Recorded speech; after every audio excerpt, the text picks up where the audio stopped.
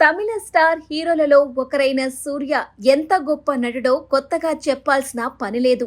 కొన్నేళ్ల నుంచి సరైన విజయాలు లేక ఇబ్బంది పడుతున్నప్పటికీ సూర్య నటుడిగా మాత్రం ఎప్పుడూ ఫెయిల్ అవ్వలేదు. అందుకే తన ఫాలోయింగ్ ఇంకా చెక్కు చెదరలేదు. సూర్యను ప్రేక్షకులు ఎంతో ఇష్టపడటానికి వ్యక్తిగతంగా తనకున్న మంచి పేరు కూడా ఒక కారణం.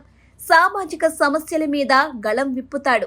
ప్రకృతి విపత్తులు వచ్చినప్పుడు వేరే సందర్భాల్లో బాధితులకు ఉదారంగా సాయం చేయడానికి ముందుకు వస్తాడు. ఇవన్నీ ఒకెత్తైతే అగరం అనే ఫౌండేషన్ నెలకొల్పి అతను చేస్తున్న సేవ గురించి ఎంత చెప్పినా తక్కువే.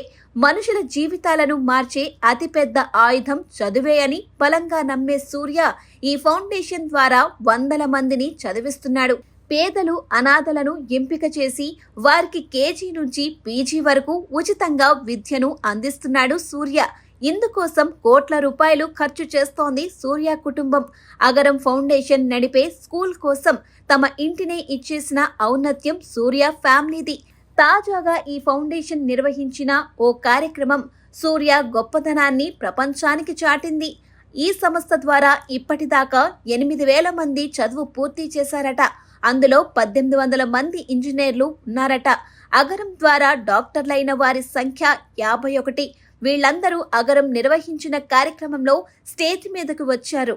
అగరం ద్వారా తమ జీవితాలు ఎలా మారాయో వాళ్లు చెబుతూ ఉంటే సూర్య తీవ్ర భావోద్వేగానికి గురై కన్నీళ్లు పెట్టుకున్నాడు.